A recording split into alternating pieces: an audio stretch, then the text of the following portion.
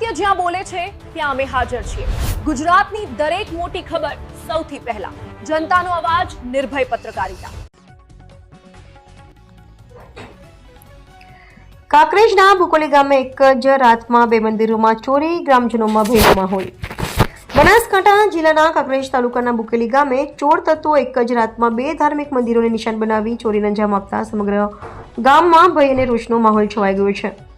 કડકડતી ઠંડીનો લાભ લઈ અજાણ્યા તસ્કરોએ શ્રી સિકોતેર માતાજી મંદિર તથા બહુચર માતાજીના મંદિરમાં તાળા તોડી ચોરી કરી હોવાનું સામે આવ્યું છે। પ્રાપ્ત માહિતી મુજબ ભુકોલી ગામે આવેલા બહુચર માતાના મંદિરનું તાળું તોડી ચોરોએ ચાંદીનું છત્ર ચોરી લીધું હતું। ત્યારબાદ નજીક આવેલા શ્રી સિકોતેર માતાજીના મંદિરમાંથી દાનપેટી ઉઠાવી લઈ જઈ અંદરથી અંદાજે ₹20,000 જેટલી રોકડ રકમની ચોરી કરવામાં આવી હોવાનું ગ્રામજનોએ જણાવ્યું હતું। સવારના સમયે મંદિર ખુલતા ચોરીની ઘટના પ્રકાશમાં આવી હતી, જેને લઈ ગામ લોકોમાં ભારે ચકચાર મચી ગઈ હતી। ઘટનાની જાણ થતાં જ ભુકોલી ગ્રામજનોએ શિવરી પોલીસ સ્ટેશનમાં અરજી આપી ચોરોને ઝડપથી પકડવાની માંગ કરી હતી।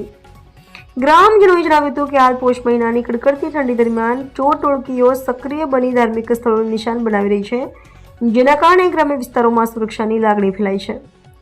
આ ઘટનાને લઈ શિવરી પોલીસ સ્ટેશનના પીઆઈ કીર્તિસિંહ વિહુલા દ્વારા તાત્કાલિક તપાસ શરૂ કરવામાં આવી છે। ગ્રામજનોએ ચોર ટોળકીઓને ઝડપી પકડી કાયદાનો પાઠ ભણાવવામાં આવે તેવી માંગ ઉઠાવી છે। હવે જોવાનું રહ્યું કે એક જ રાતમાં બે મંદિરોમાં ચોરીને અંજામ આપનાર તસ્કરો ક્યારે પોલીસના હાથમાં આવે છે।